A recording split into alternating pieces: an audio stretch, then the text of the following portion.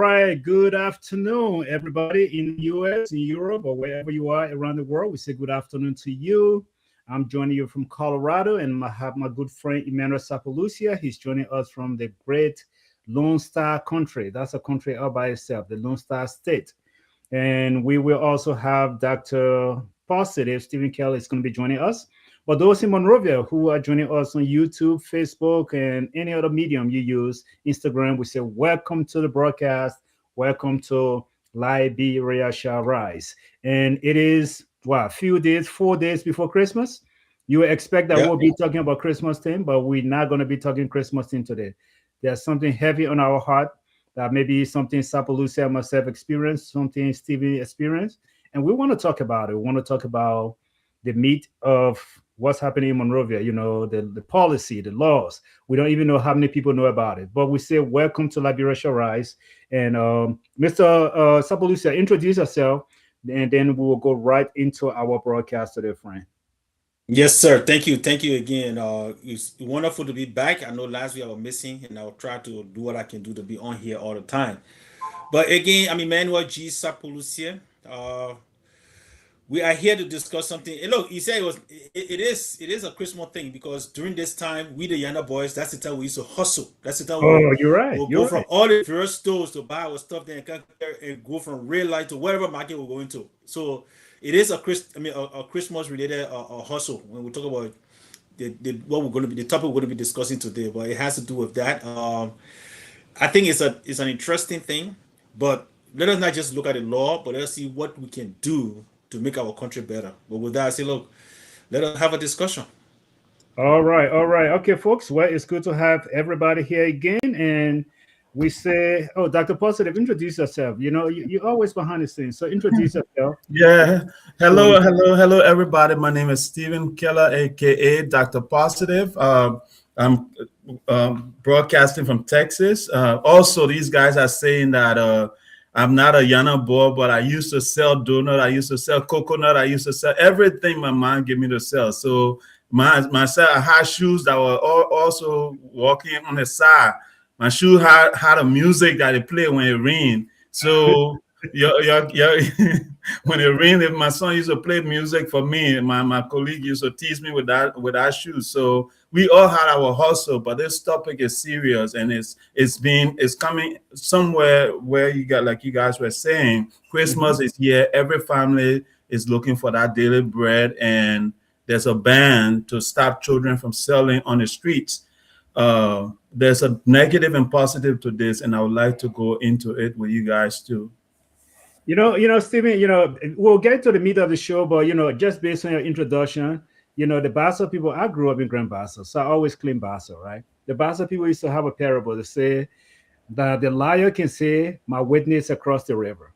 So your Oma right there in Texas, we can bring her on the show, and she will tell you that you never sold donut, you never sold coconut, you never push wheelbarrow to go to different campus. Sharif, let me tell you something.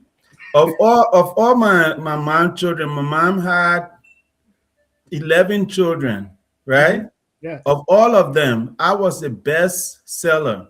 Okay. I was the best negotiator. I was the best person she sent to the market to buy her food. So I used to know how to negotiate with the woman in the market. When I go sell her donut, I was the top seller for all of it. None of my brothers didn't really sold donut like the way I did because I was so good at it. The woman never even bothered to give it to them again because. So what we'll do on the show today before the show ends. And one last thing, Sharif. One last thing. That's where I took my sincerity from. I will sell that donut and make sure everything gets sold. I never ate anything. Only the one that Omar gave me. That brand politician sincerity. Yeah. So I'm telling you. Seriously. I beg you. Somebody said, "Let our show on the road." But we got Sapalucia brother joining us. Sapalucia brother joining us from Totota. Dennis, yes. Dennis. I used to make fun of people. Dennis, I got to pick on you today. I used to make fun of Bassa people because I used to say Bassa people got two first names. They are first and the last name. You'll get somebody named Bob Gray. You'll get somebody named Moses Isaac. Bassa people. But look at our brother Dennis. He got two first names. Dennis Ben. Don't pay that in there. But Sapalucia, our brother. No, yeah, that my brother there. It's just that sometimes our people can want fit into society, so they gotta do what they gotta do to fit into society. So that's all I can say about that. But Right, that's but that's Dennis, that's thank you for joining us today. It's going to be a good discussion. Thank you for joining us. It's going to be a good discussion, brother. Don't mind me putting more on you, my man. I just let her joke. But yeah, so guys, let's get this show. Dennis laughing, but let's get this show on the road, y'all. Let's get the show on the road. Basically, though, there was something that caught our attention, and before we get started, Sabalusi, I know you want to say Merry Christmas and Happy New Year to your friends and your friends and your people in Bon County. So give a shout. yes. Say that in So Spanish. and it's great that my brother Dennis joined us. He's the city mayor for Totota. So we want to say Wow. Wow, bravo man, you Zulu gotta and take thank you it. for joining us. Ben, I'm sorry. I'm sorry. I take my joke back. I'm sorry, my man. Before I start the Bon County, He's an I honorable really man. No, no, And no. let me use this show too. I mean, yeah, since you brought it up, this guy, he's one of those guys that is being innovative in as a city mayor because this guy don't really get paid, but he's been very innovative in Toyota. He's doing everything he can do to bring Toyota alive. So Oh I man, we want to gotta say bring the thank man you on so the much, show. We gotta bring the man on the show. Dennis, for Yeah. yeah, okay, yeah, and I will do that. Mhm. I will bring Dennis on the show so that we can talk about what we can do to promote Toyota on this show. But I want to say thank you, Dennis, for joining us. Merry Christmas to our people in Bon County. This is your song. Kalong kemulongange na kwa kemu na nyemu. Uncle go baila die. So kwago li ne kwai ngwango hui angwe kai. Merry Christmas amo inkaka. Kwa mo inkla ner ku ke no honga ner ku li na ka anwanga.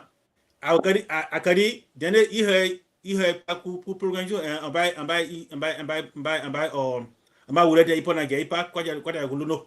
Now, again, Merry Christmas to all my brothers and sisters back home and everybody in Liberia. Mama Liberia will miss you, and we hope you have a joyous and a prosperous new year coming up. All right, so Steven, this is why I'll pick on Sabalusia. What the man said, what are the man were crossing me? The man was telling me our logo. I don't know. Because Dennis will tell you. the only person that can verify if the story that true. Because the man was struggling. He can't even pronounce some of the words. I know. So he was speaking American Pele. But I know. but Steven, go ahead. Get All right. All right. Ni nyobe ni are dubo ni avoka se nkan be mwen o ni mosi ni be kon mosi ni adie me se ni are dubo na ni mosi ni be kon nyon ba be get the same keji no bo be mo se nje nyon ni anyo show nyon bo de comprendre ni anyo wala du e bo de play marketing amunde so nyon je change so join Bedi be get blue get that get chen or no so I they blue. Okay, man, I'm impressed. You know what? But some of the words that Steven used, I resonate with it. So I think Steven was telling the true Basa.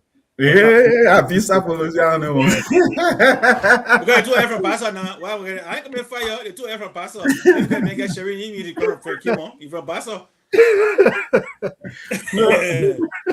No, I'm being represented fully here, right? My papa at the Sapolosia side, so Sapolosia representing my past people. So the papa they are my people from my past. I can say Steven, you didn't represent us. So I beg you, Steven, I beg you, one star show. No better than Keller. You said no man in Keller. Listen, Sherry, let's start the distraction. Let's get the show on. Let's start, yes. Yeah. Let's get a show on the roll. Let's get a show on the roll. So, okay. Sherry, speak vowel, man. My man, let's get a show on the roll. I'm the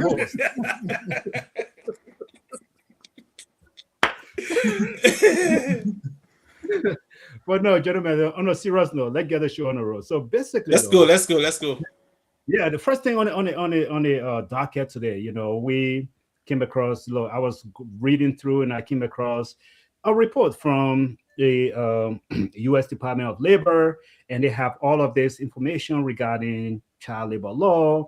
And then you start tracking it, you start chasing it, then you come across the United Nations. Suppose it doesn't seem like the United Nations getting involved in a lot of things. But the United Nations is saying, okay, well, Liberia, you are not following the child labor laws, you're not following child labor guidelines, and all of these different things comes in place. And then in the middle of the week, I got this report from Steve. Steve actually sent me this report that says, Liberia is trying to make a law where they're going to stop young people from selling on the streets. But gentlemen, I want to start the conversation from this particular standpoint. Sapolusi, I want to bring you in first. We look at the 2024 MCC report. Now, I know you didn't like that report. You don't like a lot of things on it. There were some things that you like. And Stephen, you also look at that report. And when we look at the report, when it came down to education, when it talked about primary education, it says the number was very skewed. I think it was in a single digit that talked about completion of school. Young people were not completing school, especially young girls. They were not completing school. And so as a result, that number was very low. And I know one of the things that the president have actually tried to do, whether you say or not, is the fact that he wants to increase the level of education or literacy in the country. Let's just put it that way. And in order for them to do that, I think based on that report, they are coming from there. They say the only way we can get these children in the classroom is to actually bring about a law or bring about a ban that says young children should not be in the streets selling. Because if they are not selling, they will be in the classroom. They will be getting some form of education. Do you think that's a good angle? I mean, that's just my thought process. I didn't speak with anyone who have insider information to tell me this is why. But could it be that maybe it is based on that report that the government is not coming and say, look, we want to increase our number when it comes to education literacy, so let's go ahead and just get the children in the classroom? So you see, Sherry, again, like you rightly stated, not that I don't like the United Nations, I don't like any of these people, but I don't think they should be the one making decision for us. Sure. If we make a decision, it's based on how it benefits us and what we see wrong that we're trying to correct, right? The law in itself, the way it is written, is not bad. However, I believe before we can start putting laws in place, let us first identify the root cause. Let us address the root cause, and if we do address the root cause, then you can put those laws into place. This law, I have read through it because it's not new. It's not something that is new. It's something that started, in fact, the discussion started in 2007 when they brought another Labor Law Act in and children were under there. And then 2015, they put this law into place about child labor law and stuff. But just imagine from 2015 to now, they have still not defined what they consider hazardous law. Or hazardous work for underage kids. They have not defined a lot of things. Now, I can understand the Firestone because I have seen that in Firestone myself. I have gone to Firestone and I've seen kids helping their parents to meet their quota. And because Firestone giving these people the huge number of work or hectare to tap that they know one person cannot do. So what the parent will forcibly have to do is either hire somebody else and share that money with them, or if they bring their underage kids to work with them.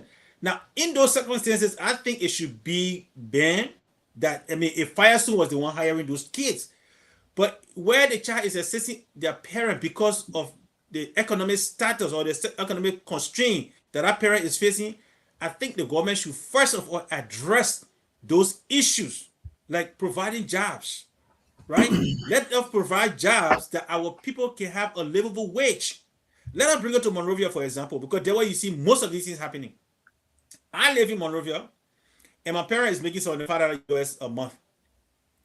We are four siblings. He wants to send us to the best school. We know public school are not well funded by the government. They are underfunded.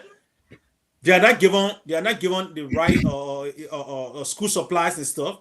Parents will even though it's government school, and I'm speaking there because I taught at one of the government schools. I taught at G.W. Gibson High School. I knew that in the school, even though they said no school fees, no tuition, but the school fee were higher, or the school's fee and requirement were higher than SDA school that I graduated from a few years earlier. Yeah. Right? Because every year, students have to pay for armchair that they were not getting. They had to pay for all kinds of tissue, rim of paper, exam fees, sensor, all kinds of things. They pay for all these things. When you add all those things, it's almost every year. and then they got to pay for homework, they got to pay for quiz, they got to pay for exam. Don't If you forget add those money pamphlet. to, Pamphlet, you used to yeah, they got charge to the pay for children for pamphlet. pamphlet. Yes, they got to pay for pamphlet. Even if they got a textbook, they got to pay for pamphlet. If you put all that money together, it was still at the time 2000. I'm talking 2001, 2000, 2001, 2003 to 2003. Let's say 2000 to 2003. That money was more than the student the tuition that we were paying at SDA. So at that, a teacher, a classroom teacher making $75 or $100 a month, which they're not even getting on time, cannot in any way foot the bill to say, hey, 4 kids to in a good school, they will end up in a public school that is not really well funded, So right? I want to really get to the point of your. I mean, I know you carry. You have a narrative. I think I'm following you. But for our Yeah. viewers, So my point is, before the government can implement this kind of program or can put a ban, you must first resolve online cost. Then you can implement these things. okay, so Stephen, let me bring you in the same question. Let me come with the same question. You know, the government is actually anticipating. I mean, the law has been on the book. They want to go to the fact that they want to stop young children from selling in the streets and just being the vendors all over. I mean, look, you and I, we've been to Monrovia, and as you're driving, whether it's coming from downtown or whether you're coming from ERWA going in town, you see young people in the middle of the road, you know, just selling, jumping in front of cars, and all of these things. And you find these kids doing this on school days. So it's not like these kids going to school during the day, I mean, during Monday through Friday, and then on the weekends they go and sell. It's happening every day. So there are a lot of young people who are not in the classrooms, who are on the streets selling to be able to help in the home. Is the government wrong? Is the government wrong to come up and say, look, we want to go ahead and stop young people from selling in the street. We want to bring them in the classroom. Is that a bad thing? Well, Sharif, this is a tough question. And since we are advocating for Liberia to rise, we need systems in place, right? We Sure. need things in place for the country to get better. So I will give kudos to the government to say thank you for making this, for trying to implement this ban that been in place since 2011. But I would say it's premature, right? It's Okay. premature in that you and myself went to school in Monrovia, right? In the center of Monrovia. You went to SDA, I went to Monrovia College, right? How many government schools are in each district that every student that is born in that district have access to a government school, right? That's the first question the government should answer, right? If they cannot answer that question, then they need to make sure they have schools in all those districts in a walking distance, since the government don't have buses for children to go to school. Because I used to walk to school when I was in elementary school, but once I got to high school, Tottenham High was not available for me, so I had to go to Monrovia College. Or in fact, I would change that around. I actually wanted to go to Monrovia College, so I didn't really consider Tottenham High. I never wanted to go to Tottenham High. Monrovia College uniform was what I liked, and that's what I wanted to go to. So I purposely went to Monrovia College, right? But if it was an option, Tottenham High would have been closer to me from the airfield, but it was still a walking distance, like an hour walk for me to get to Tottenham High, right? So the question here is, if the government is not putting in these measures to prevent children, to enable children to go to school, then it will be impossible to make that thing work. Because, for example, let's take a child like me, 20 years ago, I was on the airfield. Right? If my mom didn't have money to pay my way to go to school in to SDA or GW Gibson or Tottenham High, basically I had to walk to school. Sure. Right? If I couldn't walk to the school that I was going to, I had to pay my way. Right? So if the Oma don't have money to pay my way, basically then I don't go to school. You understand? So how many parents are put in that situation right now as we speak? How many parents can afford the school fees for their children? Right. So in a nutshell, right, if the kids are going to school, if the government say, all right, all children should go to school Monday through Friday, so and so time, and then Saturday through Sunday you can sell whatever you want to do, then it's fine. But I think putting a blanket law down to say even 18 years. So the one last thing I would say, Sharif, even from 18 years down, right? They say 18 years down, the government is not even brave to put in measures to stop this age of consent for sex for children. They don't have that in place yet. Then they want to say, all right, you who are helping your mom and pa to sell donut, stop selling donut, but it's okay for you to have sex at 13 years old. It's okay for you to have sex at 12 years old. So I think the government need to look at the big picture. Yeah. So again, want to welcome everybody to the broadcast. Dr. Sigwe Beko, welcome back to the show. Hopefully, you can join us full time here on our Sunday broadcast. Dennis, we say thank you for joining us as well, and those who are joining us on Facebook, YouTube, thank you for joining us. So with the discussion on the way right now is this new. I don't want to call it new. It is the law that we have on the books to ban young people from being in the street, selling, and escaping the classroom. Now, say for example, in the U.S., if you have your child living in your home, and that kid is not going to school, man, you will have someone visit you to your home and say, "Hey, why is Sharif not in school? What's going on?" You will have someone visit you because there's a system in place. Stephen is talking about system. There's a system in place tracking all of this. But in Liberia, Mr. Sapalucia, I think I'm tracking with you guys. In Liberia, for example, let's say the law is passed, or we have this law on the books, and Mamusu decide that her son will not go in the classroom, or she can't affordability is an issue. She can't send her children to school. Who is there to track if this kid is going to school or not? And so if they can't track that, they have no way of knowing, is this just a useless law? Because you can say, the kid should not be in the street selling, but if the schools are not available, like Dr. Berko was saying here, Dr. Berko is actually going to the point. If the government wants to put those laws in place, they should have classrooms for the children to go to. Now, if affordability is an issue, not every parent can send the children to private school, and the government schools are not functional. How does this law even help? Is there economic setback? With you.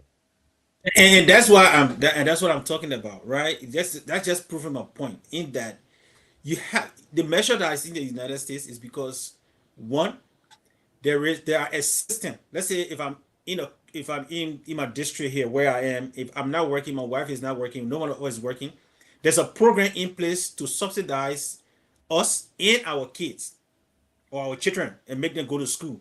There is a bus system that's going to take them to school. There is a feeding program that's going to provide food for them while they're in school.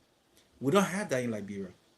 First of all, even those that work for government, the teachers that work in here in the United States in the classroom, they are making livable wages. In Liberia, the classroom teacher, whether it's most even private school teachers, some of them not making livable wages. The government school for them is even worse. They're not making livable wages. So how can you tell me that my son should? I'm not saying the law is bad. I'm just saying we have to solve the underlying cause first. We must make it available. We must make sure that those people that we're going to hold accountable, because according to the law, December 16, 2025, they should start. Even though, and that's one of the problems that I have with it, even though they have not defined what a high risk job is domestically, because those are wording in the law. They have not defined those yet. So you're going to implement something that you have not. So what are you going to charge me with?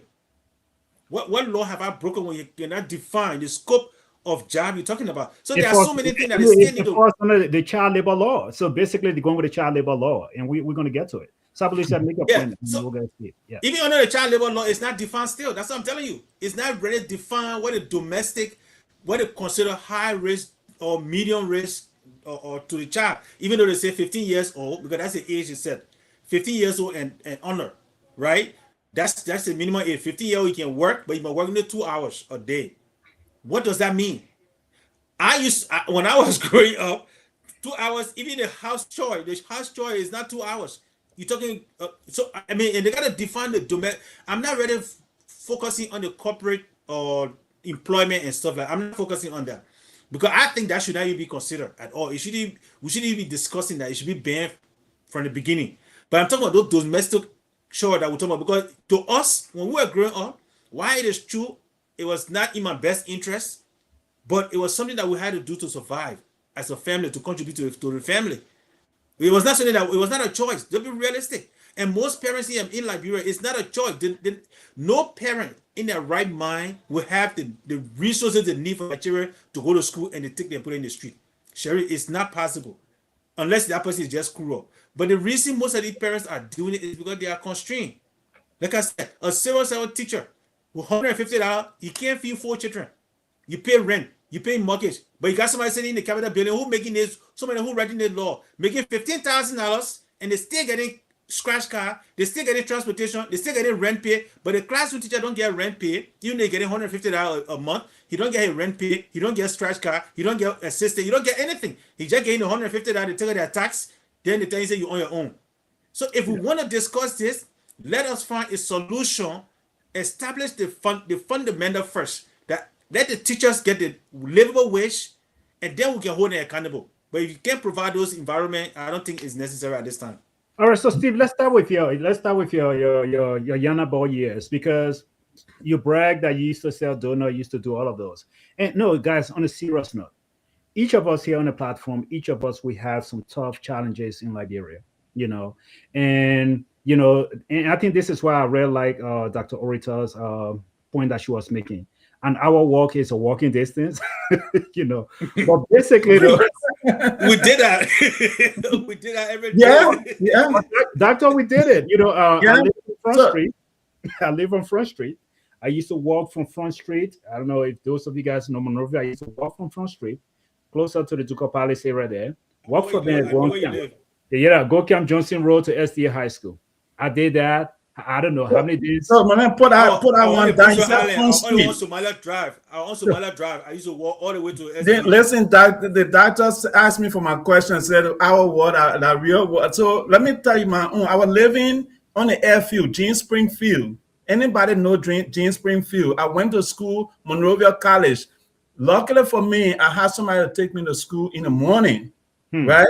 But if I don't have transportation after school, this is how I walk home. I told my friend I was going to Jalatan to see my auntie, right? Then I walk to Jalatan, right? I walk to Jalatan to see my auntie.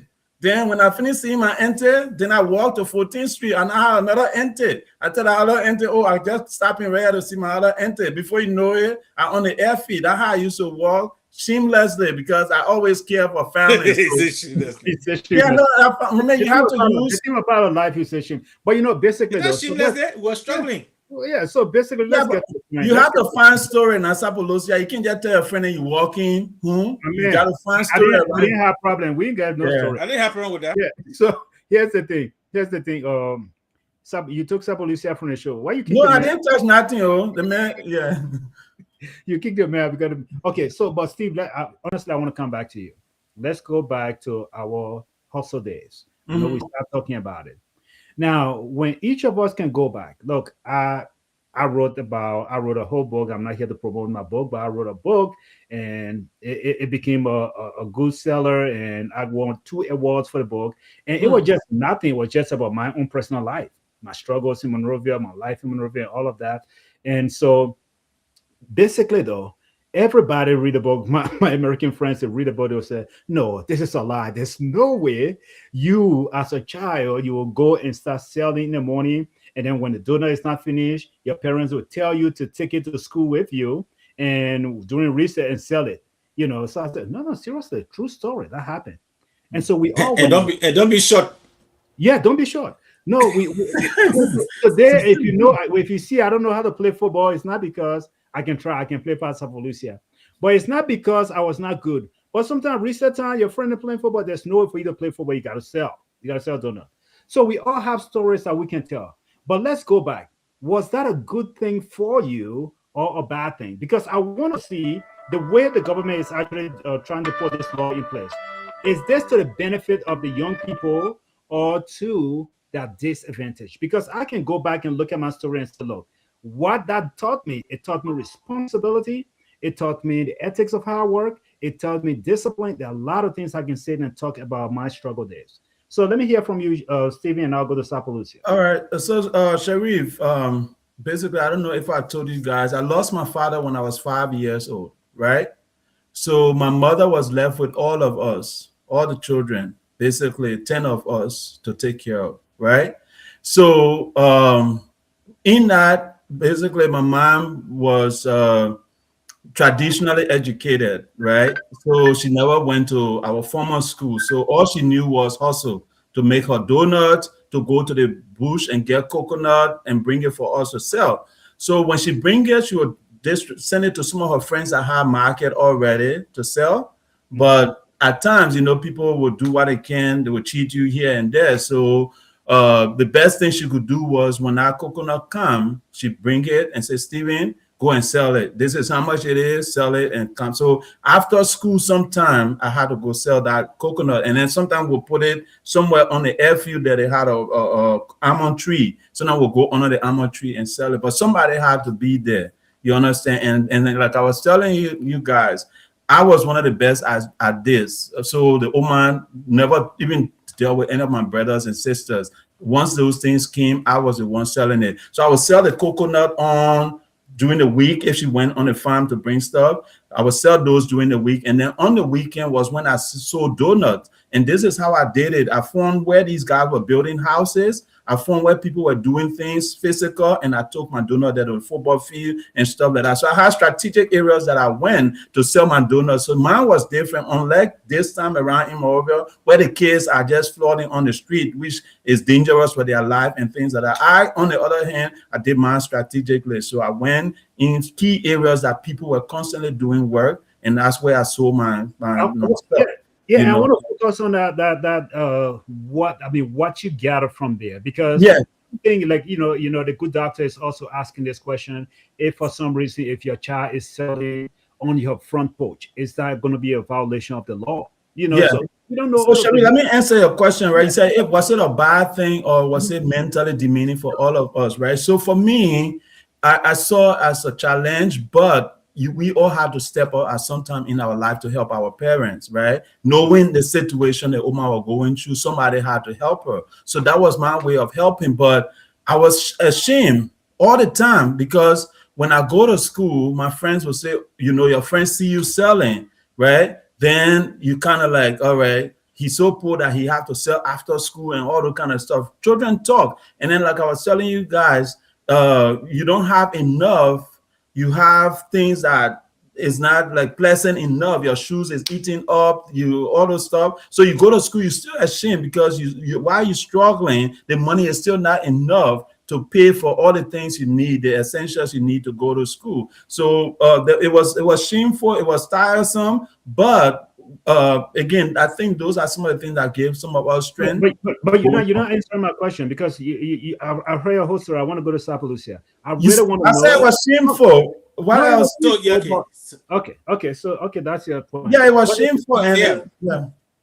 So you see, Sherry, for me, I have a different way of looking at, almost to compare to yours of looking at it.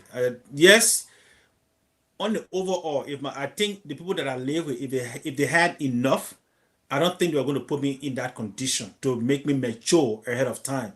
However, looking at the situation that we're under, the circumstances that we're facing at the time, yes, I had to do that. And that also, and I'm grateful that it happened to me, and I was never ashamed. Because I felt that I would contribute to that family, right? Now, what it did for me was it taught me survival. Because I can tell you, when the war came in 1990, those skills that I learned living with people and selling for them as a young child, I used the same skills to sponsor myself in SDA. Because at that time, I had no parent. After the war came, those people that I lived with, I left them in 1991, 92, and came to Monrovia among my older cousins and brothers, and we started struggling. So the skills that I learned as a child was very useful for me as a teenager.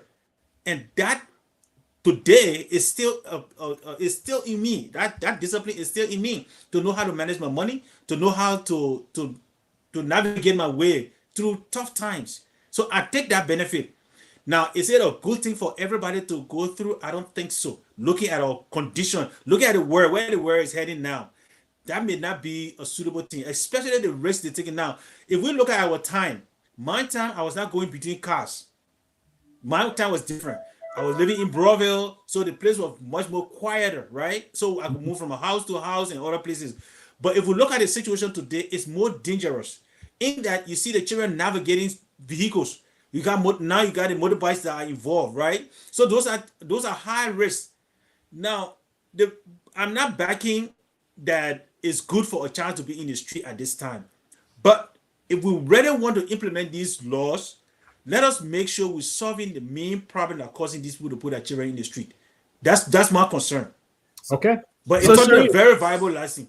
Yes. Sherry, Okay. before you switch the topic, right? All these laws, when we pass them, I seem to see that it's only based on Morovia. Can you tell a town chief, can you tell a lady in the village, right? And say, don't let your child come to the farm with you. Are we looking at that, or we're not even considering those kids in the rest of the country as children of Liberia? Is that what the government is saying also? Because if you're passing this blanket law, is it only for Monrovia? If it's for Monrovia, then I have serious problem with it, because somebody shared a video with me of a village school that is mud building, right? And the children don't even have chairs in that mud building that they are going to school in. So, like Sapolosia said, there's an underlying problem, which is lack of facilities, lack of schools for people. And then our sister just posted, no jobs for the parents, right? No jobs for the parents. So how do you expect the people to feed themselves? If they don't have any other help, their children are there, I will use my child over using somebody else and paying them to do the thing that they did, that they have to do to help all of us survive. You know, like I was happy to help my mom, but like Sapolosia is saying, from childhood, this bluffing thing, I started bluffing way when I was small. So me and the bluffer Joe, after going to sell donut, then I put on my clothes and I started walking, you know, and stuff like that. It was kind of tough, but I had to find my way. So the small traffic I get to, that's the benefit too from it. But it was for the personality I had, right? For the personality I had to be selling donut and all those stuff, it wasn't something that I wanted to do, but I had to help my old man. No, I mean, gentlemen, look, you guys, I appreciate your sincerity telling your story, because look, right now we have some young kid in Liberia, some young girl, young boy, maybe coming across our program, listening to your story, they will be like, oh my goodness, I want to be in America. I want to be like those guys on the show, blah, blah, blah, right? But they have no idea how you got there. So telling your stories actually help people to see perspective, to understand the big picture, that it was not, you didn't just make it here because you came from a family, you came from the Keller family, no, you got here. Basically, you started hustling from the time you were a young kid. And like Sapolucia said, and like I think Steve, you're saying the same thing. You learn valuable lesson. Yes, it is risky now because you're seeing kids jumping between cars and all of those things. That's not what we did. But even though it is risky right now, but those kids are still learning skills. Here is my concern, Sapolucia, before I change the show, before I change the direction. Here's my concern. Too much of government involvement into people's life, especially when you are not providing the services for the people, it is not a good thing. We did a broadcast here when it came to our traditional societies, you know, government involvement into too many of these structures that have been in place, that have been functioning properly for years. And you just come in and say, we're going to cut it off with nothing else. You're going to be like the Republican in the country that said, we're going to cut out Obamacare, and they had nothing to replace it with. And, you know, I'm telling you, when you don't have a plan, it makes it very, very difficult. That's just my thing. The government can come in place and say, look, yes, we don't want the children to be on the street. But, you know, here's my problem. I know I'm all over the place, gentlemen. I will get myself right. It's okay. The government started with the adults. They started with the people in Douala. They say, oh, the people can't be selling on the sidewalk. The people said, build us a market. We will go in there. You can't build a market. And when the people have that market on the road, you send your MCC people to come and sweep them and take that goods. And sometimes when you take those people goods, Sapolucia, you myself experienced, I was selling plenty of goods. These guys will come and raid the road. They take your goods. You got to pay them money to get your own market back from them. And sometimes when you get your market back, you're already short because they take some of your goods. You're already short. Yeah. And so now they want to do this with these kids. Not everybody, unfortunately, in any society, even in the great United States of America, not everybody makes it succeed in the classroom. There are some people, they might just learn skill. They might go to technical school. The government can come in and facilitate it and say, look, those of you, at least the minimum requirement, get a high school certificate.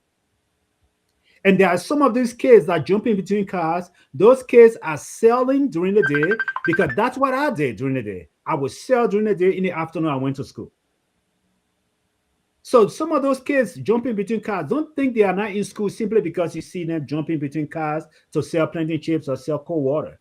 They're going to school. They're doing something. They are hustling the way we did. And so I just want to say, I think there can be a better way to put this. The government should have system in place. Once you have that system in place, then you can go about and say, look, we don't want kids selling. And if you're going to sell, these are the risky jobs, or if you're going to work, these are the risky things you can't work with. In America, they tell you, there's nobody going to hire a 18-year-old kid or 17 or 16-year-old kid to operate a forklift in a warehouse. You're not going to do that. They tell you it is hazardous. It is risky. You're not going to hire a 14, 15-year-old kid to go and use a certain type of saw in a woodwork shop. It's not just going to happen. They define it. And so we need a definition. So, Sapulisa, I want you to make a point on this before we kind of switch over to the next round here. No, yeah, it's true, and that's my point. That's my initial point I made. I said before you start putting laws, define what you really mean about high-level hazardous job, minimum hazardous job, and the 2 hours description.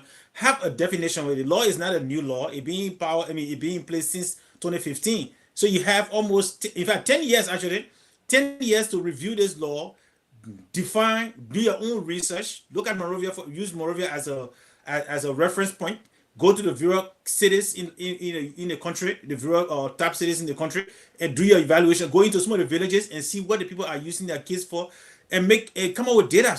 Unfortunately for us in Liberia, we don't believe in this data thing. With everything we want to do is based on guesstimate, and they do it only because somebody on the outside say, "Hey, if you do this, I will give you this amount of money." Then we're ready to react. That is not a plan. You can't run a country like that, and that's how most of our government runs. They run based on reaction from the American statement, the United Nations statement, or somebody's statement. Look at your people. Look for their needs. Forget about what America tells you and stop chasing American money. You have your resources already. Use those resources to develop your people. Then you will not have to wait for American money. Because there were almost all of our laws are made based on those things. Based on what America say, what the United Nations say, or what some external factor is saying. Not based on what the needs of our people are. It is about time we start looking within our country and finding solution for ourselves and forget about the external forces. All right. Stephen, go ahead, sir. Yeah, I'll just say something quick and then just to support, then you can switch the topic. So, folks, if you want to participate, you can call in at 682-503-9906. We want to hear your voice and your contribution as well. We see in the comments, keep the comments going, share for us, please, and follow if you're not following us. But Sharif, I just wanted to add this, right? Mm-hmm. What statistic was done in Liberia to find out how many children are selling on the street, and then the reason why these children are selling on the street, right? Yeah. That's one question I would like to ask the government. Then from there, I would like to ask a representative of those districts to say, hey, how many of your children in your district are not going to school, right? That simple data, if the government can provide it for us, that will help all of us to shut up, because in that way, you can say, all right, the government did their due diligence. They know that the children have schools within walking distance. Their mom and pa don't need to send them to school to make money. They don't need to send them on the street to sell to make money. The school is free, right? The schools are free, so they don't need to pay school fees, right? So all these things are in place for them. So our people, they are endangering our future leaders. They are endangering our future community leaders and putting them on the street to sell. So at least when the government come up with that kind of data, and then they can at least back their claim for what the reason they're doing this. But if they just decide to do it just because these kids are on the street and somebody don't like it when the president convoy is passing with his 15 or 20 cars, you want all of them to pass on speed, I think it's wrong. Let me just make a point. Let me make a point. Still may get Yeah, Sherry. Let me just make a quick point. Hit somebody one time. Anyway, go ahead. Yeah, let me make a quick point. And let me just this is not a hard thing to do, right? Let me give you an example that we did, my organization did in Carisburg. And in fact in Monrovia too, because we have few students in Monrovia. What we did was this. After we did our own studies, and this is just a very little organization, two-man organization, we found out that look, our students are going to school. Okay, we pay their school fee, we buy all the uniform.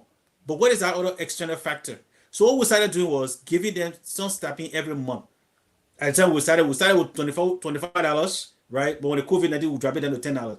What we're telling the parent is, look, we know times are hard, but based on where they live, especially those are in areas where we're getting $10, those in Monrovia will get $25 for the child, not for the parent. But we told them this is the child contribution to the home, so you don't have to send them out, right? So now, if we took a student from our scholarship, we had a reason, but we found a solution to the problem so that the parents don't send them out. So if we, a little organization, is doing that, how can these people with all the mind they have in the country can't think about the same thing? Well, I mean, Sapoli said that's such a good point. I think that is such a good thing to do. The lunch assistance program that we have in the United States, for example, when kids go into school, they have free lunch and all of these, they got people, they got advocates, they got people who are lobbying to make sure these things happen, right? And so apparently that's what our representative is supposed to do. They're supposed to be working in the interest of their people, but unfortunately, that's not the case. And because of that, sometimes, like you said, because we can track all of the origin of this particular law. It goes as far back as the United Nations child labor law, the U.S. State Department, the United States Department of Labor. It falls under it. You can see U.S. saying, Liberia, you guys, your children, So we listening to people. We are listening to the external factors. And when they say jump, we'll jump, because if they give us $500,000 a year, they give us $1 million a year, that's money we think we cannot have from managing our own resources in the country. And so I agree with each and every one of you guys, but I want to go to another story that have been making headlines, but I don't want to gloss over this story because this is me on for our broadcast today. If there's anything each of you guys wanted to say regarding this topic that you have not said, or you want to reserve it for your closing, I'm okay to transition. If you guys are okay with transition. Go ahead. Yeah. Okay. So another story that was making big news in Monrovia this week too was the whole idea. This concept of fighting drugs in Liberia, fighting drugs, and I just look at it to be sometimes it's just muff talk. That's how we used to say in Monrovia, just muff talk. The action is not there to support that the government is really serious about drug fighting. Sometimes when they go and arrest somebody who got 5 kilograms of marijuana for that personal use, they make a big story out of it. But the person that they know who is bringing the drug in the country, when that person, even if they sniff it, we never hear of it, because they go in that closed door meeting. That person gave them money, and before you know it, that drug is right back in the market. They arrest it and give it back. It's the catch and release. They do that. So I'm tired of hearing this story about drugs. But we just couldn't overlook it. There's one of your influencers in Monrovia, Bucky Raw. I mean, I know some few members of his family who they say he was caught with drugs. I don't know the validity of the story. I have not gone deep into it. But again, they tried to make him a public example, where the day he was scheduled to do his show, he's a musician in Liberia. The day he was to release a show, that was the day he was arrested. And so people are saying this was a setup. Everybody got a different story about it. So I just want to hear your take on this story. Is this an old story? Is this just Liberia trying to get our attention and say, hey, we're doing something with the drug issue, when you and myself know they have no aim of eradicating drugs in the country? Sabalusi, I'm going to start with you, Sarah. So no, you see the drug issue in Liberia, to me, from what we have, I think we have had this discussion before regarding the drug issue. The government, in my opinion, is not really serious to fight drugs. Okay, it is a political, political stunt, in my opinion, and popular stunt, just to put something out there and we'll make noise and then they shut down again. Now I don't know this individual, but I read the newspaper, the news about him when he was arrested. Some people say it's politically motivated, but you got different, depending on where you're from, you got different view about it. But looking at drugs in Liberia, we have said it before. If you really want to combat drugs, it's not a hard thing. You got to be sincere about it. You got to be genuine about it. They know who the importers are. That's where you start from. Start with the importers. If you cut off the snake head, the snake is dead. So all these things is just again political stunt to show you I'm doing something but I'm not doing anything. When you have people who in the system that are trying to fight, then you remove them and you bring somebody else. How many times have they changed the leadership of the LDA, the Liberian Drug Enforcement Agency? So I think it's a joke. I don't really want to waste my time because we know what the problems are. If you have really seen in the last few months in Liberia, most of the people they are arresting for drugs related issues are the poor people, not the money people. And they know most of the people over there, they're government officials, some of them using it. Okay, some of them are using it. Where are they getting it from? Those are the people that's supposed to start the fight. But you got people just using our people as scapegoats and making fool out of them and say, oh, create jobs. If you create jobs, we were in Liberia. Those days when you and I were growing up, no young man who were going to school, were trying to look for drugs. Nobody wanted to be affiliated with drugs. But they know what the problem is. Again, we have to address the issue based on the underlying factor. Until we can start tackling those issues, we're just wasting people time with all these crazy stuff that I'm hearing. Liberia is not serious to fight drugs, man. I don't want to waste my time. Stephen Keller, go ahead, sir. Yeah, but I will respond to that question based on our sister, Mrs. King Towett statement that the government is, the administration is, has serious people, some serious people that want to improve Liberia. Nobody is saying that the government don't have people that want to improve Liberia, my sister. But what we are saying is these things should be planned and executed appropriately in order such that people don't feel marginalized. Bucky Raw was arrested for possessing a small quantity of drug, something that he purchased to smoke. He wasn't purchasing it to sell. So my question for that arrest is, are we banning the smoking of weed in Liberia, right? If it's on a book that said nobody should smoke weed, then if anybody import weed in Liberia, or if anybody plant the weed crop in Liberia, that person should be arrested. So that's where the whole discussion should be coming from, like Sapolosia said. But if we're not having that discussion and somebody go and purchase this thing and you is permitted to smoke in the country, then is a problem. You understand? So I think the question the government should be asking itself or should make clear to the public is, when you are in Liberia, anybody we smell weed on, we will arrest you. You're not supposed to smoke weed. We're not supposed to. Yeah, because the thing can hide, the same can hide, right? So if it's the law in Liberia that you're not supposed to smoke weed, then anybody who possesses it has to be arrested, right? But if that law is not on the book, then arresting Bucky was wrong. You understand? But if the law is on the book that says possession of marijuana is a crime, then it's okay that the government arrested him and he should face the justice, whatever punishment it has to be levied on him for possessing, it should be levied on him. But going back to what I stated, the police department or Liberia Investigation Bureau, whatever they call themselves, have to go to the source of where the problem is. We have our children taking a whole lot of different drugs in Liberia that are making them turn into crazy people, that they're making them to live in the graveyard. Where is the source of these things coming from? That's what we need to start targeting and try to eradicate this thing from our system, because it's impacting our youth, it's impacting our future leaders. Thank you, Stephen. Thank you, Sabalusia. And let me go back to a comment that King is actually making here. And I like King's opinion. King is coming from a place of this perspective, outside perspective. And no one is saying one view or another is wrong, but we want to look at the totality of what we're saying. Now, this point that King is making is drug is a global problem. America is the number, I think King meant to say number one. America is the number one consumer of drugs in the world. Is Trump responsible? I don't like when we blame Boakai. I think that's the point that King is making. Okay, so I want to address this particular point here. So King, the problem here is, we do understand drug is a global problem. It is a global problem. Even here in the great United States of America, there are people who are on drugs. And these people, they have wasted years, they have wasted their lives, and a lot of horrible things have happened with drug addiction in this country. And every state is responsible to have its own drug program. Every county, every little jurisdiction in America, we all have that. We're fighting against it and we're doing stuff. Some of us work with people with those addiction issues as well. We get it.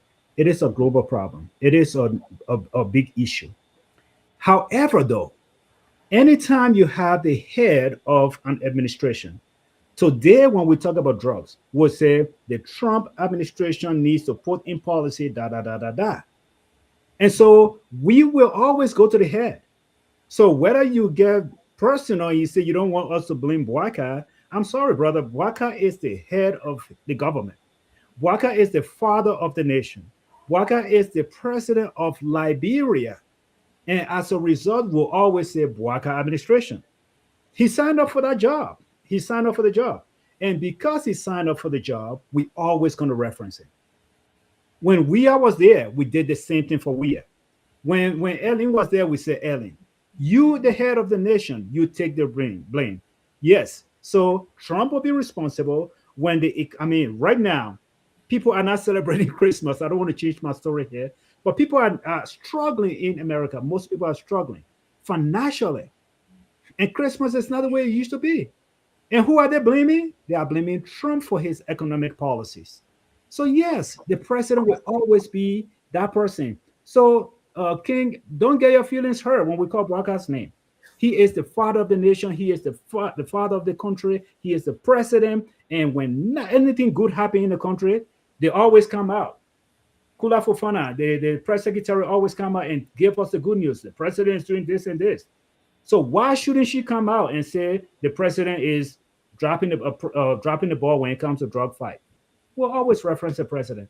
I just want to address that point. No, and somebody back in us here, we never even called the president name in the drug thing when we're saying, I said the National Police or the Liberia Investigation Bureau, right? They have people that the Justice Ministry, whoever is heading the drug, the LDA, Liberian Drugs Enforcement, all those people, they are the one enforcing the law. So if they are the one enforcing the law, they have to go from where the root cause is. If you want to solve a problem, drug around the world, nobody can eradicate drug because people, almost everybody, even the United States now is putting in measures to say, since we put a whole lot of people in jail for marijuana, we're going to legalize it in certain states and at least try using it for medical purposes, right? So they're trying to find other good measures to use this product because there's some benefit offer humanity. So people trying to find that out. So if the Liberian government is pursuing the same route, then they need to say, all right, where is the root cause of this? If we are saying marijuana should not be smoked in Liberia, whoever planting marijuana, whoever selling marijuana, we will find that person and arrest them. We have not seen any seller or any dealer of drug arrested yet, right? To say that person is arrested and put in jail. And like my brother said, there's so many occasions we have heard that drugs were coming in the country that were owned by some big people, and those things got swept under the rug. So who is the government trying to help here? Is it the common people or is it the elites? Yeah. Sabalusa, go ahead, boss. Go ahead. Yeah, man. You know, the sad thing about our community is that we believe in individual loyalty than our country loyalty. And I'm loyal to Liberia. I don't care who you are. I don't care what you think about me. My priority is Liberia. It's not Bwaka. It's not a political party. It's none of those things. Until if you call yourself a patriot, your country should come first. It doesn't matter who is in power. Okay? It can be my father in power if he's doing the wrong thing. And I listened to one former president's son before, in which it got me to understand that yes, that's how it should be. This person knew that yes, their father was their father, but they did some things that were wrong, and they admitted and they apologized for it. The country should come first, not this individual. Bwaka is going to go tomorrow. The next president that can't going to go, but Liberia still remains. And for me, that's who I'm patriotic to. I am loyal to the Republic of Liberia and not no individual and not no political party. So until Liberia start to rethink and reboot our mind, we'll continue to suffer. Because as we come and speak for our people, somebody is indicating one individual. Mr. Booker is in his 80s. He got less than, if you gain the longest life, 30 years to go. But you got this young generation who are 15, 16 years and their life is being destroyed. Who do you prioritize? An 80-year-old man or the 15, 16-year-old life who got more way to go? Who can contribute more to Liberia than the man who is already almost in his grave? I'm sitting here, I'm almost in my grave. I'm not talking for me. I'm talking about children who are coming out, who are young people. Those are people we should be fighting for instead of you trying to play your blind loyalty. And I'm not talking to this individual on here. I'm just talking in general before they take it personal. Generally, that's how most of us think, Liberians. Once they're loyal to some political party or some individual, they take them above the country. We need to stop this because it's not helping us. Chancellor is gone. People are loyal to him. Where is he? But Liberia is still going. So when we address these issues, let us look at who we're talking about. It's not the individual. It's the institution that we can build to make a better country. And All right, Terry, let me ask something quickly. It'll be short. To King, for this platform, what we endeavor to do for Liberia is to look at the best for Liberia, not just the person in office. So we are basically non-political. We do our best here to try to push what is best for Liberia. Like what we are talking about. You and myself, I don't know if you were born with silver spoon in your mouth, King, but for some of us in Liberia, we had to sell donuts. We had to sell things to help our parents to pay our school fees. So some of the things that we are talking here, they have a ban on children selling. Is it right or is it wrong? Or should the government put in measures for the parents before they put that ban in place? These are the things that we are talking. So maybe you should call in to kind of tell us what is wrong with the discussion we are having, other than just talking about the pape or the president and stuff like that. Sharif, go ahead. All right, everybody. Thank you so much for joining us and those who actually contributed to the discussion through their messages. King, Dr. Sibi, Beckel, and I saw one ambassador, and I also saw Gertrude Sherman, and I can go on here for a little bit, but I just want to say thank you, everybody, Dennis, and everybody who actually contributed with a comment. Thank you so much. And again, gentlemen, as we wrap this up, you guys got to pay me extra because you are 3 minutes above my time. So, Mr. Keller, I will start with you. I will give you 1 minute to give us your closing, and then Sapolisi, I'll give you 1 minute to give your closing. And you go above 1 minute, I'm gonna cut you off. So, you want me to set my own timer? Go ahead, boss. All right. All right, fellow Liberians, again, thank you so much for watching us this afternoon. Merry Christmas to all of you. My Christmas on here, it's not easy in America here. Yeah, please send me my Christmas from Liberia or wherever you are around the world. But we are talking about the betterment of our country. Our hope is that someday Liberia can be one of the greatest countries in the world where our children have a better future, where our children can go to school and learn, where our children can start thinking about innovation, like they're talking about AI now, they're talking about all these great technology, and our children on the street selling. What is the root cause of that problem? Who is causing that? Is it the government? Is it a family member? Or who in our country is causing that? Imagine this. You are a parent. You don't have money to feed the family. You have a business. You need help. You solicit your children's help to help you. And the government is saying that is wrong. To a parent, they'll say that is wrong. So who is wrong in this whole situation here? Our goal here is to kind of stand in the middle and say, hey, Mr. Government, before you blame the parent, this is what you need to do. Provide public schools near those children so the children can go to school. Make the schools free so that parents at least can say, all right, I don't have money, I can send my children to school. At least provide some incentive. We have rubber, we have gold, we have diamond, we have all these resources. When those money come, the profit we made as a country, let's put out $10 for parents that don't have job. At least provide something, help them to start businesses so that people can start doing something to help take care of their family. This is what we are advocating on this platform. Let's create value for our people. And our Liberia is not just Monrovia. So whatever policies we are making in Monrovia, let's make sure that we include the people in the rural areas. We need schools, real functioning schools in the rural areas too. not just Monrovia. So when we pass this kind of law, the person that is in a village that is only a farm, what are we saying to them? So on this note, I just want to say thank you to all of you for watching us today. Please share the show, invite your friends, follow us on YouTube and on Facebook. At least help us this year. Let's reach our numbers so that we can be able to do more for our country. Again, thank you so much to my team, and thank you to everybody for contributing. Those of you who contributed, thank you so much. You have a wonderful day. Merry Christmas, and y'all don't forget my Christmas on your. I got Cash App, Venmo, all those stuff. Y'all can see my late.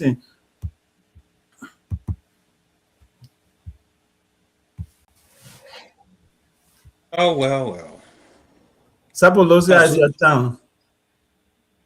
okay. So, thank you, gentlemen, for that discussion. And I want to say thanks to the Liberian people that joined us today, or those that love our country that joined us. Thank you for sharing your thoughts and your opinions. As we sit on here, we are not experts. We just believe in Liberia. And if Liberia shall rise, it takes a collective effort of every one of us. We have to do that, identifying those deficiencies that we have in our country and correcting them. Anything outside of that, we are just pushing the can down the road for another man to add onto it and keep making or exacerbating our issues or our concern or our problems. So, Liberians, this is a Christmas season. Like my brother Steven said, I think Sherry said the same. America is hard this year. We want to say, you say, oh, yeah, Christmas, yeah. Happy Christmas, Merry Christmas, joyous Christmas. Celebrate, share with your friends, enjoy your time, and we love you and I wish you a prosperous 2026 to come. Thank you, Mr. Sapalucia. We appreciate you. Thank you, boss man. Bring bring your faces on the show, gentlemen. Everybody come on the show. You guys come in. Look, guys, everybody that came on the show, Lord, we said thank you guys for your comments. You guys, we do the show for you guys. We do it because you tune in and you actually care. And the topic we discussed today, though, I want to go back to that topic. We begin with, should the government ban young children from selling? The government should actually do its due diligence, do your work, and find out how many of those young people are not in school, and how can you help to get those students in classroom. Because myself, each of these guys on the show, each of these guys, they were in school, but they were selling. When you saw them selling, you never knew they were in school. I saw Sapalucia many times. He had his little wheelbarrow. He put all his little market inside, and he's selling. He's pushing it, selling under Ministry of Education, wherever. I knew that for a fact. Stephen Park, I can't even talk about him because I don't know his much story. But he said he hustled. So, but I know he hustled. I mean, we all hustle. So we did it. And one of the things I want to tell you, Mr. Government official, whoever representatives are, each of us who were selling were doing stuff. But our parents and those of us even who didn't have parents, they made sure that we went to some of the best schools. Each of us on this platform came out of private institutions, good schools at the time. And even though we're selling donuts, we all here on this particular platform, we finished top 10 or top 15 in our class, graduating class. I was number one in my class, yeah. Let me there you go. There you go. So we Mr. Sincerity. we all graduated. We all graduated and we pursue higher education. Because we were selling, that doesn't mean we were not in school. You didn't know our story. We were doing our thing and we're still in school. So to put a blanket law out there to say young people don't sell in the street, provide something for us. Because if you don't provide, who are you to come and tell me what to do if you can't provide for me? Are you going to feed my family? You're not going to do it. And also to the second topic we touched on, I know it was a short discussion, the drug issue in Liberia. It is a serious thing. We want our young people to grow up, to develop. And yesterday I saw a video that just warmed my heart. Two young children, they both attending Christ the King school. Those kids went out there, they were advocating for other kids. One day I'll bring them on the show. But they have children program in Liberia where these young people are advocating for children who do not have parents to send them to school. And these kids, smart, 14 years old kids, smart. And they are part of this organization speaking for other young people, asking the parents to do all they can to send their children to school. So, I mean, school issue, it is not a big deal. Government, you can you can stop your children from selling. However, though, believe me, if they don't have any outlet, if they don't have money to go to school, they will sit home. They will be illiterate and learning no selling skill. There will be illiterate selling skill. And so if you take them out of the street, have an alternative for them. Have an alternative for these young people. Don't just say, don't sell, go to classroom. Many people can't afford the schools that are running in Monrovia today. Every little church in Monrovia has a private school assigned to it right now. Every little corner, everybody got private school. Why? Because the government institutions cannot keep their doors open. The government institution cannot keep their doors open. So very far and few in between now, you find some students standing before you and say, I go to a government institute. And I want to say this. When we were going to school, Tubman High, there were government schools that I respected. When I hear that name, I said, man, I don't want to quiz against these guys. Yeah. I'm telling you, I was part of my quizzing team in my school. But when it's time to play Tubman High, it's time to play some of the top government schools, you're scared because those schools, they stood for something. The ministers that you have today, whether it's Augustine Kwehe Gafuan, they went to government institutions and they can prove that those institutions work for them. But if the government institution can keep their doors open because every little mom and pop churches opening private schools, government official opening private schools, government officials opening private schools and all of that, Minister of Education opening private schools, then how do you, and let's say former Minister of Education, by the way, not the current Minister of Education, not the current one, the former one. So how do you tell the children stop selling, go to school? Lawmakers opening universities. Lawmakers opening universities. Using the poor money. So these are trying to wrap up, man. happening in the country. We can go on for another 10 or 1 hour just talking about these issues. Address the issue, like my panelists said. When the issues are addressed and the parents are not sending those kids to school, then you will have a leg to stand on. Until then, we say Merry Christmas to everybody. Happy 2026 to you. We'll be here next week. I'm not ready to give my happy 26. Next week, we'll be here. So Merry Christmas to you guys. And by God's grace, if we all work together, Liberia indeed will rise. Stay safe and God bless you. And we'll see you next week Sunday. Thank you, gentlemen.